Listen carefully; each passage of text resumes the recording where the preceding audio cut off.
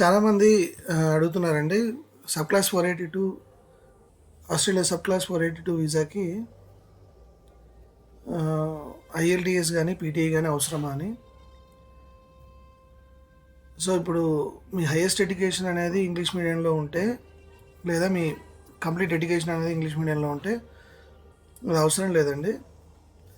So అలా లేనప్పుడు IELTS first preference PTE కంటే.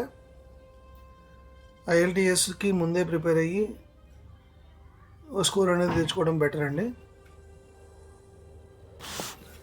ఐఎల్టీఎస్ ప్రిపరేషన్ ఎంత తొందరగా స్టార్ట్ చేసుకుంటే అంత మంచిదండి. ఎందుకు అంటే ఈ రీసెంట్ టైమ్స్లో కొంచెం చూస్తుంటే కొంచెం టఫ్గానే ఉంది ఐఎల్టీఎస్. సో ఎంత తొందరగా మనం ప్రాక్టీస్ చేసుకొని, ఎంత తొందరగా మనము ప్రిపరేషన్ స్టార్ట్ చేసుకొని, ఎంత తొందరగా మనం మంచి స్కోర్ తెచ్చుకుంటే మనకే బెటరు.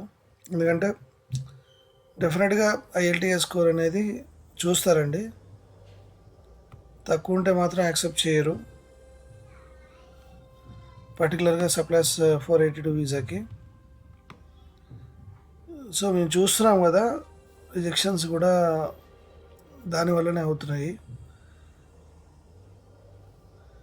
మంచి స్కోర్ ఉంటే బెటరు. ఎప్పుడైనా సరే మనం మంచి స్కోర్ చేతిలో పెట్టుకొని, ఐఎల్టీఎస్కి మంచి స్కోర్ పెట్టుకొని చేతిలో పెట్టుకొని దిగడం అనేది చాలా బెటరు. సో ఇంకా మీకు ఏమన్నా డౌట్స్ ఉన్నా కూడా నాకు ఒకసారి కామెంట్ సెక్షన్లో కానీ కామెంట్ చేయండి.